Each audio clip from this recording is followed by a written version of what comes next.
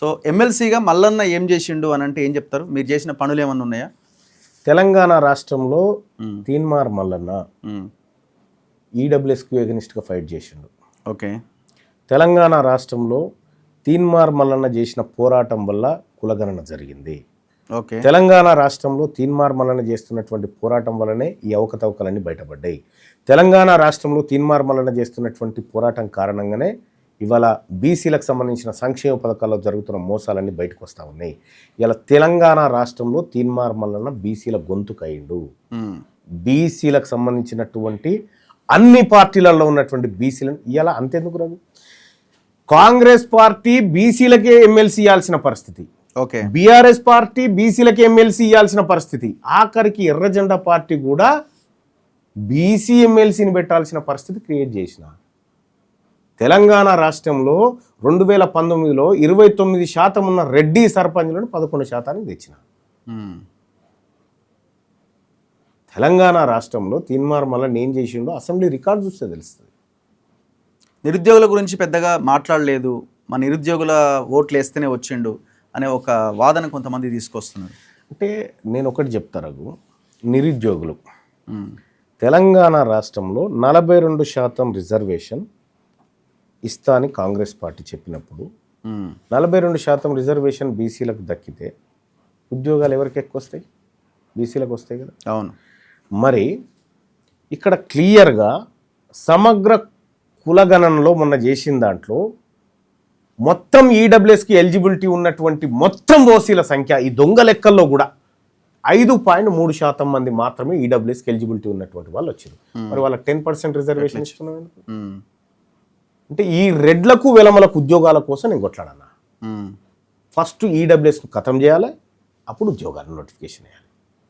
అది ఎప్పటికి కావాలండి? ఈడబ్ల్యూఎస్ రద్దు చేయాలంటే పార్లమెంట్లో చేసిన చట్టం కదా, మీకు అవగాహన లేదు. అది పార్లమెంట్లో చట్టం చేసినప్పటికీ ఇంప్లిమెంటేషన్ రాష్ట్రాల ఇష్టాలకు వదిలేసింది. తమిళనాడులో ఈడబ్ల్యూఎస్ లేదుగా మరి. అవును, తమిళనాడులో ఈడబ్ల్యూఎస్ లేదు. స్టాలిన్ చెప్పిండే ఇక్కడ లేరు రాబాయి, అక్కడ ఈడ లేనేలేరు మేము. ఇప్పుడు గవర్నమెంట్ దాని నుంచి వెనక్కి రావాలి కదా మరి. స్టేట్ గవర్నమెంట్ వచ్చే అవకాశం ఉంటుందా? రేపు ఈ గవర్నమెంట్ ఉరితాడులు కాబోతున్న అంశాలు ఇవే. నేను మా నిరుద్యోగ సోదరులు చాలా మంది కూడా చేస్తానా, మరి ఇప్పుడు ఉద్యోగాలు వేస్తే వాళ్ళు ఎత్తుకపోయేటానికి కాదు కదా. ఉద్యోగ నోటిఫికేషన్లు గద్దలా వాళ్ళకి దనకపోయడానికి కాదు కదా. అక్కడ చదువుకుంటున్నటువంటి మా బీసీ వర్గాలకు దక్కాలి కదా. మా బీసీ వర్గాలకు సఫిషియెంట్ ఉద్యోగాలు దొరకాలి. ఈ ఉమ్మడి నల్గొండ జిల్లాలో ప్రతి 100 మంది రెడ్లలో 9% మంది ప్రభుత్వ ఉద్యోగాల్లో ఉన్నారు. 9 మంది. ఇదే ఉమ్మడి నల్గొండ జిల్లాలో ప్రతి 100 మందిలో 4 మాత్రమే బీసీ ఉద్యోగస్తులు ఉన్నారు. ఓకే. అంటే ఈ లెక్కలన్నీ తెలిసిన తర్వాత కూడా ఇదే ట్రాప్లో ఉండి డిమాండ్ చేయాలా రఘు? ఈ లెక్కలన్నీ తెలిసిన తర్వాత ఫస్ట్ ఈడబ్ల్యూఎస్ను ఖతం చేయాలి. నోటిఫికేషన్ కంటే ముందే ఈడబ్ల్యూఎస్ను ఖతం చేయాలా. ఎందుకంటే ఆడ అర్హులే లేదు.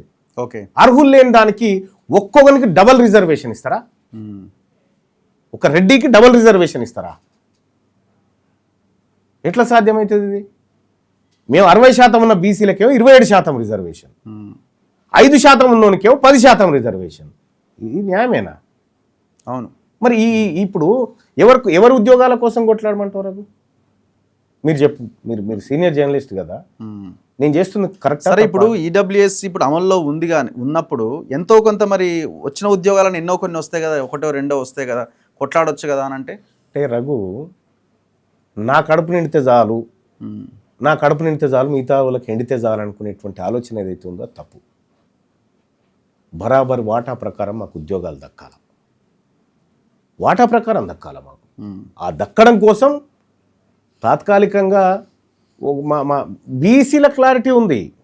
మల్లన్న చేస్తుంది కరెక్టే, బీసీల క్లారిటీ ఉంది. ఈడబ్ల్యూఎస్ వల్ల మన ఉద్యోగాలు అటుపోతున్నాయి అనేటువంటి విషయంలో క్లారిటీ ఉంది. మొన్న జరిగిన డిఎస్సిలో 65 మార్కులు వచ్చిన రెడ్డి ఆయనకు ఉద్యోగం వస్తుంది, 80 మార్కులు వచ్చిన బీసీకి ఉద్యోగం రాదా? అవును, దారుణం. అది దారుణం కదా. మరి వీటిని కూకటి వేలతో పెకిలించాలి రఘు. మా బీసీ బిడ్డలకు అవసరమైతే ఏజ్ రిలాక్సేషన్ అన్న చేసుకుంటాం రేపు పొద్దుగాల, కానీ ఈ ఉద్యోగాలు దొంగతనంగా వాళ్ళ చేతుల్లోకి పోనీయం.